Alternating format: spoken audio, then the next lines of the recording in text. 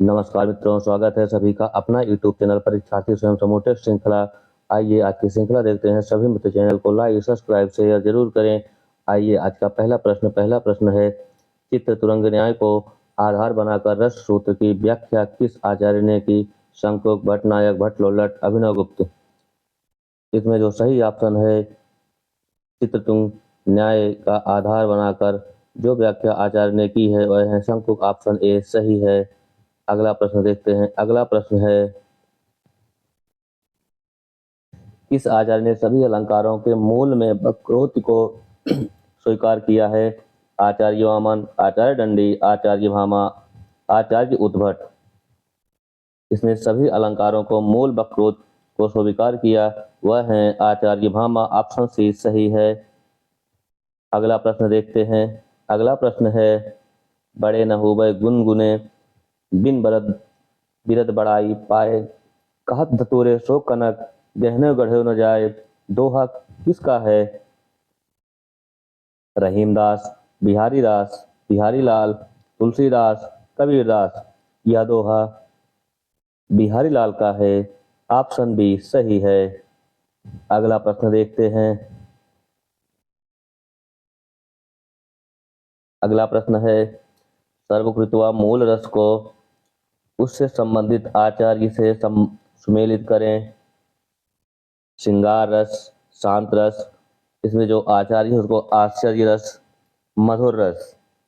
इसमें जो मिलान करना है, श्रृंगार रस।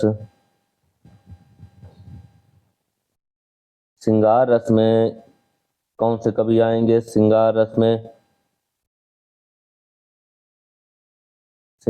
में रुद्रट 3, शांत रस में अभिनवगुप्त,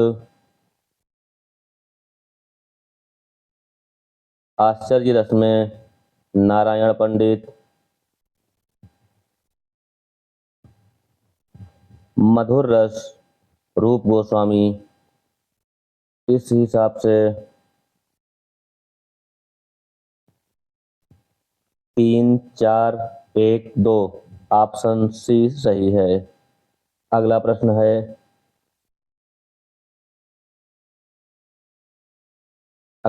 है, द फैशन सिस्टम पुस्तक किसने लिखी है?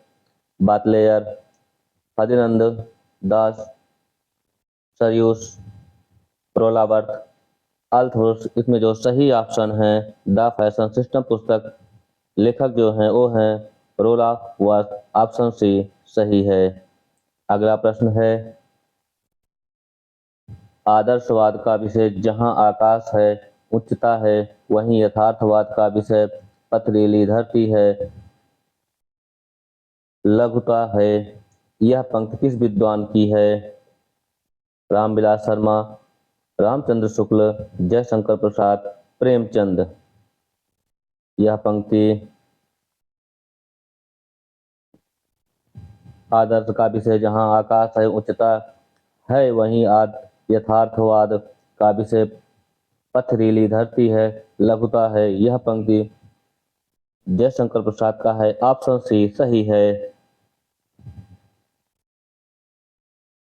अगला प्रश्न है, अच्छा रचनाकार कविता में अत्यंत संयमित आत्मविश्वास आत्म अभिव्यक्ति करता है, वह अपनी भावनाओं तथा व्यक्तित्व से अधिकतम दूरी बनाए रखते हुए काव्य रचना करता है। यह कथन किस विद्वान का है?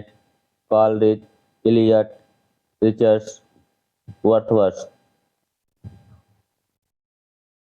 यह कथन इलियट का है। ऑप्शन बी सही है। अगला प्रश्न है, विडंबना और विरोधाभास जैसे नई समीक्षा के मुहावरे किस समीक्षक ने दी? मिल्टन मारे, पर्सिस बुस्ट, आई.एस. Richards, William Empson. इसमें जो सही ऑप्शन है, सही ऑप्शन है क्लेथ बुक्स का। ऑप्शन बी सही है। अगला प्रश्न है, प्यारे जीव जग हित करे, ये चाहे ना आवे। यह काव्य पंक्ति किसकी है? मैथिली गुप्त, हरिऔध, सूरदास, जगन्नाथ दास। यह पंक्ति प्यारे जीव जग हित करे, गेह चाहे ना आवे। यह पंक्ति हरिऔध की है। ऑप्शन बी सही है। अगला प्रश्न है, हत्यारे कहानी किसकी है? जैनेन्द्र कुमार, अमरकांत, भीष्म साहनी, कमलेश्वर। जैनेन्द्र।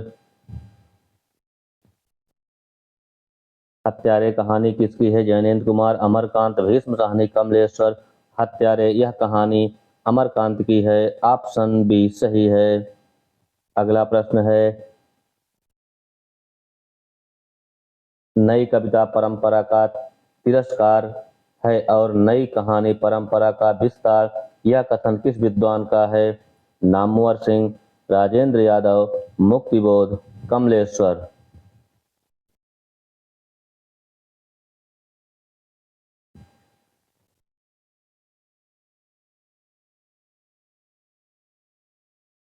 नई कहानी कविता का तिरस्कार है और नई कहानी परंपरा का विस्तार, यह कथन है राजेंद्र यादव का। ऑप्शन सी सही है।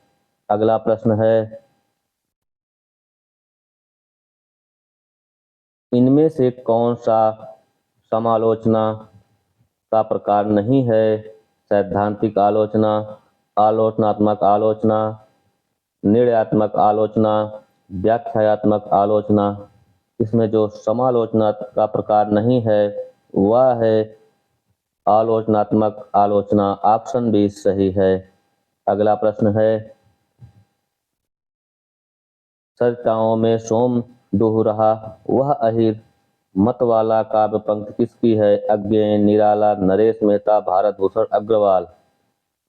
इसमें जो सही ऑप्शन है, चर्चाओं में सोम दुह रहा वह अहिर मतवाला, यह काव्य पंक्ति नरेश मेहता की है। ऑप्शन सी सही है।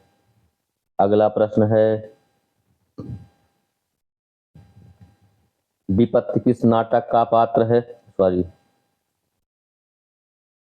विपत्ति किस नाटक की पात्र है? महाभोज, संतोला, बकरी, मादा कैसस। विपत्ति यह बकरी नाटक की पात्र है। ऑप्शन सी सही है। ऑप्शन सी सही है। अगला प्रश्न है, भाषा विज्ञान की दृष्टि से प्रयत्न लाघव से तात्पर्य है शीघ्र बोलना, कम समय में अधिक बोलना, बोलने की मितव्ययी, उच्चारण की सुविधा। भाषा विज्ञान की दृष्टि से प्रयत्न लाघव से तात्पर्य है उच्चारण की सुविधा। ऑप्शन डी सही है। अगला प्रश्न है, जो कुछ नहीं जानता के लिए एक शब्द है अल्पज्ञ, विज्ञ, अज्ञ, अज्ञेय। जो कुछ नहीं जानता उसके लिए जो एक शब्द है वह है अज्ञ। ऑप्शन सी सही है। अगला प्रश्न है, बैन शून्य जबते मधुर जबते सुनत न बैन, इन पंक्ति के में अलंकार है यमक, यथासंख्य, विरोधाभास, उल्लेख। इसमें जो अलंकार है वह है विरोधाभास। ऑप्शन सी सही है। अगला प्रश्न है, उसने न केवल गरीब को लूटा बल्कि उसकी हत्या भी कर दी। कैसा वाक्य है? सरल वाक्य, मिश्र वाक्य, संयुक्त वाक्य, संकेतवाचक वाक्य। उसने न केवल गरीब को लूटा बल्कि उसकी हत्या भी कर दी, इसमें संयुक्त वाक्य है। ऑप्शन सी सही है। अगला प्रश्न है, शतखंडा में कौन सा समास है? द्विगु समास, बहुव्रीहि समास, कर्मधारय समास, द्वंद्व समास। शतखंडा में बहुव्रीहि समास है। ऑप्शन बी सही है। अगला प्रश्न है, मात्राएं कितने प्रकार की होती हैं? 4, 5, 3, 2। मात्राएं 3 प्रकार की होती हैं। ऑप्शन सी सही है। अगला प्रश्न है, मॉडिफाइल का हिंदी परिभाषित शब्द होगा संपादक, संशोधक, प्रवर्तक, संचालक। मॉडिफाइल का जो हिंदी परिभाषित शब्द है वह है संशोधक। ऑप्शन बी सही है। अगला प्रश्न है, केवल मातृक छंद किस विकल्प में ही छांटिए? दोहा, श्रुत विलंबित, सवैया, सोरठा, रोला, मंदाक्रांता, उल्लाला, बरबय, कुंडलियां, कवित, छप्पय, सवैया। इसमें जो मातृक छंद है वह विकल्प है उल्लाला, बरबय, कुंडलियां। ऑप्शन सी सही है। अगला प्रश्न है, कौन सा जिला है जहां अवधी नहीं बोली जाती? गोंडा, बहराइच, बनारस, प्रयागराज। इसमें जहां अवधी नहीं बोली जाती है वह है बनारस। बनारस में भोजपुरी बोली जाती है। ऑप्शन सी सही है।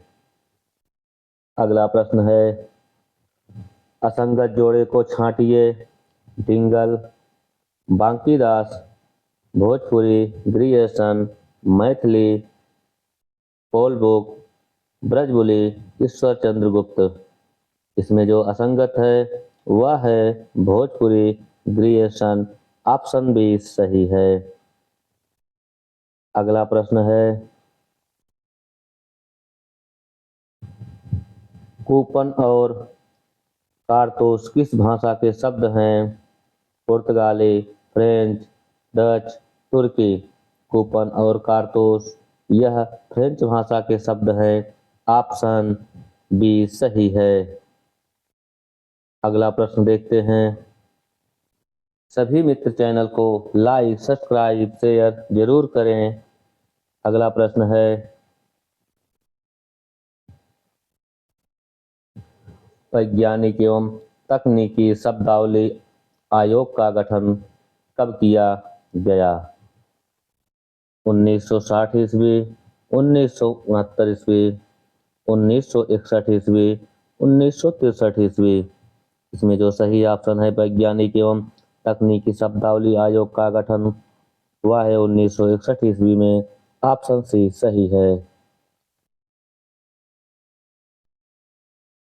अगला प्रश्न है, हिंदी भाषा का बृहद ऐतिहासिक व्याकरण किसकी रचना है? शिवेंद्र कुमार वर्मा, धीरेन्द्र वर्मा, हजारी प्रसाद द्विवेदी, आर्येन्द्र शर्मा।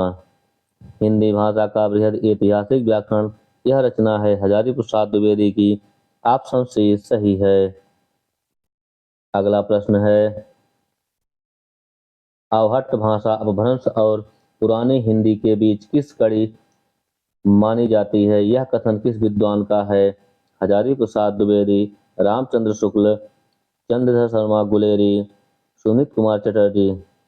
अवहट्ट भाषा अपभ्रंश और पुरानी हिंदी के बीच की कड़ी मानी जाती है यह कथन सुमित कुमार चटर्जी का है। ऑप्शन बी सही है। अगला प्रश्न है,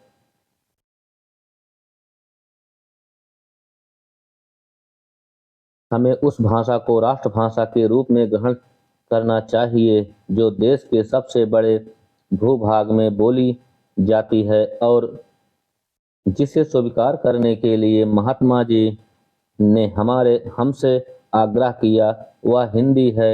यह कथन किस विद्वान का है?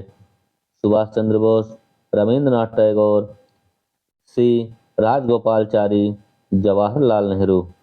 इसमें सही ऑप्शन जो है, हमें उस भाषा को राष्ट्रभाषा के रूप में ग्रहण करना चाहिए जो देश के सबसे बड़े भूभाग में बोली जाती है और जिसे स्वीकार करने के लिए महात्मा जी ने हमसे आग्रह किया वह हिंदी है। यह कथन रविंद्रनाथ टैगोर का है। ऑप्शन बी सही है। अगला प्रश्न है, मैं कुंजी कहता हिंदी को खुलता जिसमें सामूहिक मन क्षेत्रवित्त से उठकर ही हम कर सकते हैं जन राष्ट्र संगठन, यह काव्य पंक्ति किस कवि की है? महर्षि शरण गुप्त, श्रीधर पाठक, सुमित्रा नंदन पंत, सियाराम शरण गुप्त। यह पंक्ति सुमित्रा नंदन पंत की है। ऑप्शन सी सही है। अगला प्रश्न है, महाकवि ईसुरी किस भाषा के कवि हैं? ब्रजभाषा, मैथिली, राजस्थानी, बुंदेली। महाकवि ईसुरी यह बुंदेली भाषा के कवि हैं। ऑप्शन डी सही है। अगला प्रश्न है,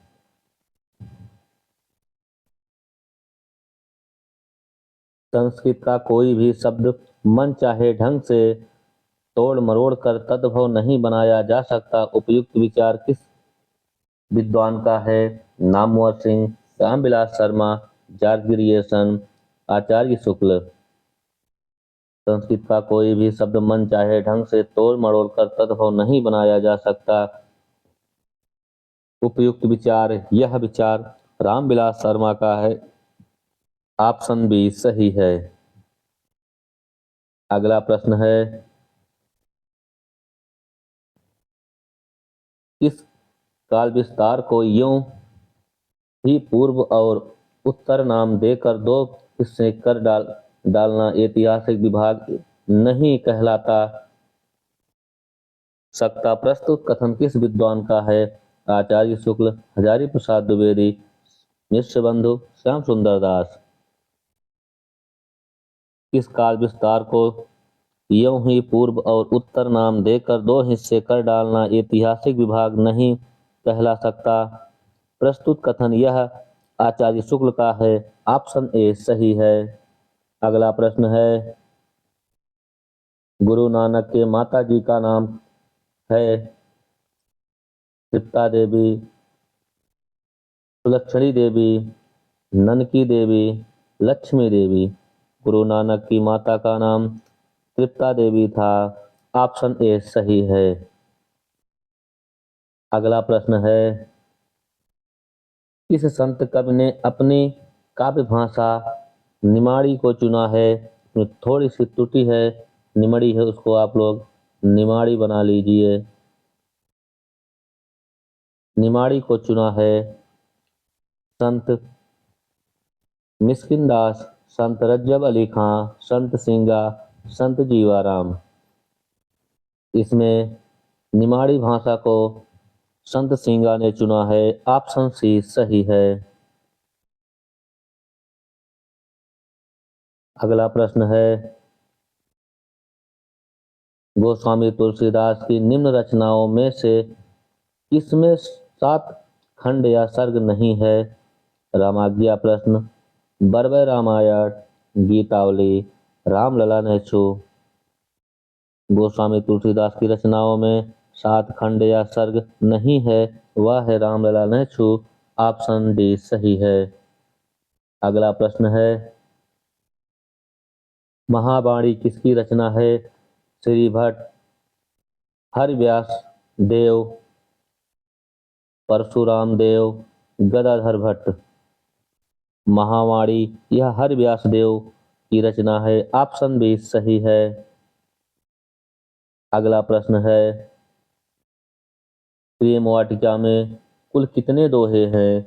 181, 214, 53, 118। प्रेम वाटिका में कुल 53 दोहे हैं। ऑप्शन सी सही है। अगला प्रश्न है,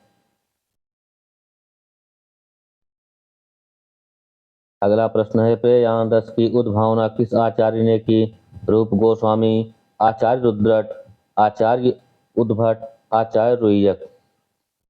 प्रेयान रस की उद्भावना यह आचार्य रुद्रट ने की है। ऑप्शन बी सही है। अगला प्रश्न है, निम्न रचनाओं में से कौन हितोपदेश की कहानियों का ब्रज में अनुवाद है? सिंहासन 32, बैताल 25, सभा विलास, राजनीति। इसमें हितोपदेश की कहानियों का जो ब्रज भाषा में अनुवाद है वह है राजनीति।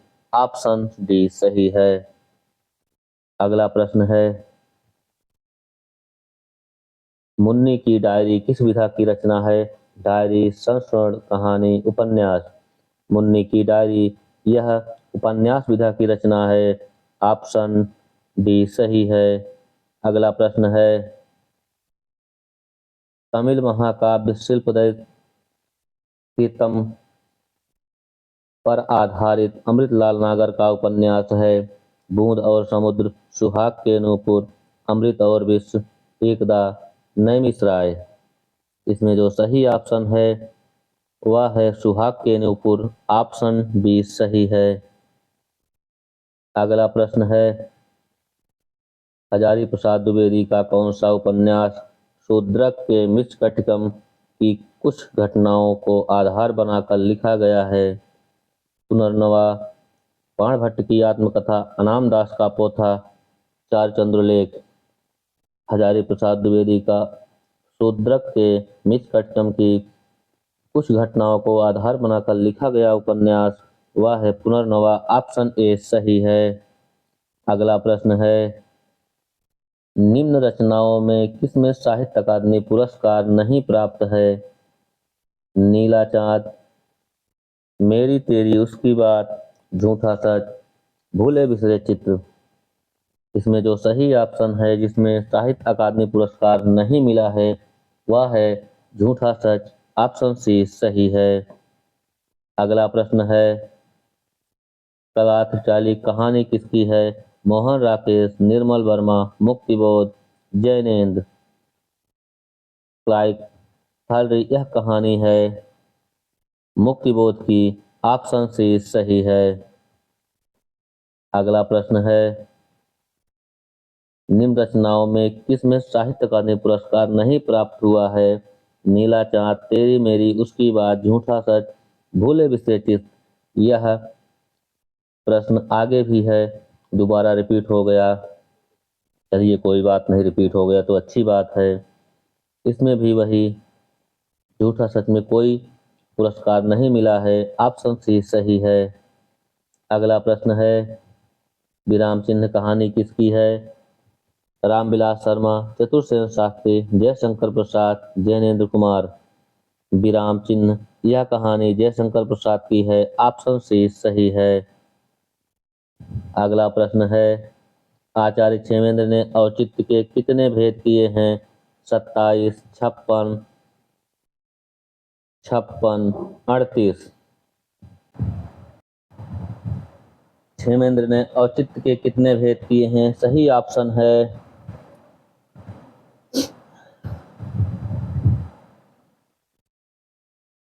27 भेद किए हैं। ऑप्शन ए सही है। अगला प्रश्न है, काव्य भाषा संबंधी वर्ष की 3 मान्यताएं कौन सी हैं?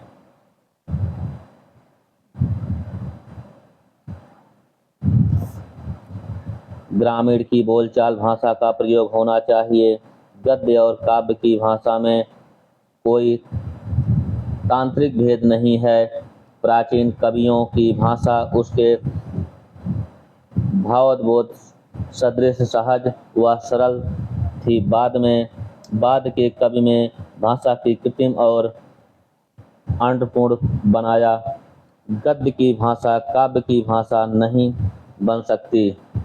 यह कोर्ट में प्रश्न है। इसमें जो सही ऑप्शन है वर्ष की जो 3 मान्यताएं हैं वह है, ग्रामीण की बोलचाल की भाषा का प्रयोग होना चाहिए। गद्य और काव्य की भाषा में कोई तांत्रिक भेद नहीं है।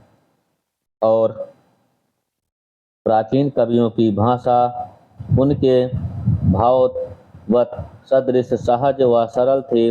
बाद के कवियों ने भाषा को कृत्रिम और आडंबरपूर्ण बनाया। यही तीनों सही है। अब चलते हैं कूट में ऑप्शन डी सही है। 1, 2, 3। अगला प्रश्न है, गद्य को जीवन संग्राम की भाषा किस विद्वान ने माना है? रामचंद्र शुक्ल, अज्ञेय, निराला महादेवी वर्मा। गद्य को जीवन संग्राम की भाषा निराला ने माना है। ऑप्शन सी सही है। अगला प्रश्न है, साहित्य के वनांचल का केसरी किस कवि को कहा जाता है? भवभूत, बाणभट्ट, कालिदास, महाकविदंडी। साहित्य के वनांचल का केसरी बाणभट्ट को कहा जाता है। ऑप्शन बी सही है। अगला प्रश्न है, हिंदू बोले दूर है निकार, छोटों तुरक भव की मार। यह पंक्ति ग्रंथ से है। पद्मावत, पृथ्वीराज रासो, कीर्तिलता, अनुराग बासुरी। यह पंक्ति है कीर्तिलता से। ऑप्शन से सही है। अगला प्रश्न है, अमीर खुसरो के जीवन पर आधारित उपन्यास कौन सा है? सूत्रधार, एक तारे की आग, भारती का सपूत, आईना सजा। अमीर खुसरो के जीवन पर आधारित उपन्यास आईना सजा है। ऑप्शन डी सही है। अगला प्रश्न है, आदमी की निगाह में औरत किसकी आलोचनात्मक पुस्तक है? राजेंद्र यादव, दुष्यंत कुमार, मैत्री पुष्पा, रोहिणी अग्रवाल। आदमी की निगाह में औरत, यह आलोचना राजेंद्र यादव की है। ऑप्शन ए सही है। अगला प्रश्न है, नाटक में नेपथ्य से दी जाने वाली सूचना क्या कहते हैं? सोच, चोलिका, प्रवेशक, विषयकंभ। नाटक में नेपथ्य से दी जाने वाली सूचना को चूलिका कहते हैं। ऑप्शन बी सही है। अगला प्रश्न है, कहानी इतवृत्ति ही तो है, यानी उसमें स्थिति से स्थितांतर अर्थात जीवन गति होनी चाहिए। कला का कुछ संपादन, कुछ तनाव अनुभव हो, वही तो कहानी का रस है। यह कथन किस विद्वान का है? राजेंद्र यादव, जैनेन्द्र कुमार, प्रेमचंद्र, इलाचंद जोशी। यह कथन कहानी इतवृत्ति ही तो है, यानी उसमें स्थित से स्थितन अर्थात जीवन की गति होनी चाहिए। कला का कुछ आस्वादन, कुछ तनाव अनुभव हो, वही तो कहानी का रस है। यह कथन है जैनेन्द्र कुमार का। ऑप्शन बी सही है। अगला प्रश्न है,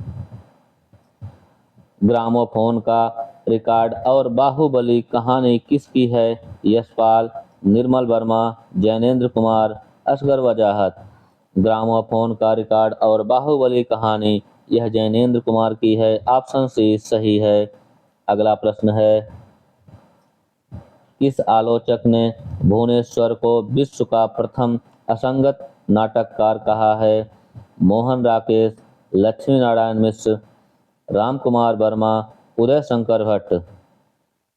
इसमें जो सही ऑप्शन है, भुवनेश्वर को विश्व का प्रथम असंगत नाटक कहा है, वह है राम कुमार वर्मा।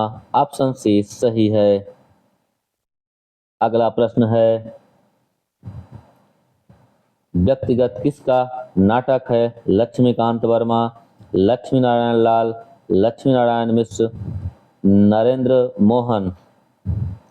व्यक्तिगत नाटक, यह नाटक लक्ष्मी नारायण लाल का है। ऑप्शन बी सही है। अगला प्रश्न है, तनिक्यो बिन बालम मोर जिया, दिन नहीं चैन रात नहीं निदिया। प्रस्तुत पंक्ति किस रचनाकार की है? मीरा, भिखारी ठाकुर, कबीर, जायसी।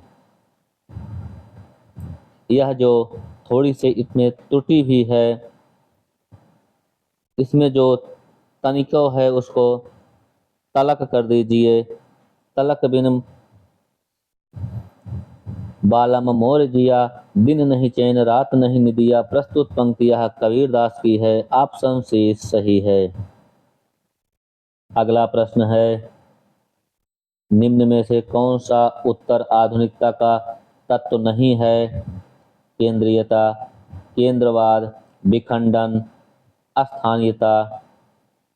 इसमें जो उत्तर आधुनिकता का तत्व नहीं है वह है केंद्रवाद। ऑप्शन बी सही है। अगला प्रश्न है, गोदान का कौन पात्र बिजली नामक पत्र का संपादन करता था? मिस्टर खन्ना, ओमकारनाथ, मिस्टर तंखा, मिर्जा खुर्शीद। गोदान का बिजली नामक पत्र संपादन करता था ओमकारनाथ। ऑप्शन बी सही है। अगला प्रश्न है, स्त्री प्रकृति वश उसकी सफलता पुरुष को बांधने में है किंतु सार्थकता पुरुष की मुक्ति में है। बाणभट्ट की आत्मकथा उपन्यास में यह कथन किस पात्र का है? अघोर भैरव, भैरव, बाणभट्ट, महामाया, निपुणिका। इसमें जो सही ऑप्शन है, स्त्री प्रकृति वश उसकी सफलता पुरुष को बांधने में है किंतु सार्थकता पुरुष को मुक्त में है। बाणभट्ट की आत्मकथा उपन्यास में यह कथन महामाया से है। ऑप्शन सी सही है। अगला प्रश्न है, तमस उपन्यास का पात्र नहीं है? मुराद अली, मेहताजी, रिचर्ड, कनक। इसमें जो तमस उपन्यास का पात्र नहीं है वह है कनक। ऑप्शन बी सही है। कनक यह झूठा सच उपन्यास का पात्र है। सभी मित्र चैनल को लाइक, सब्सक्राइब, शेयर जरूर करें। आज के लिए इतना ही।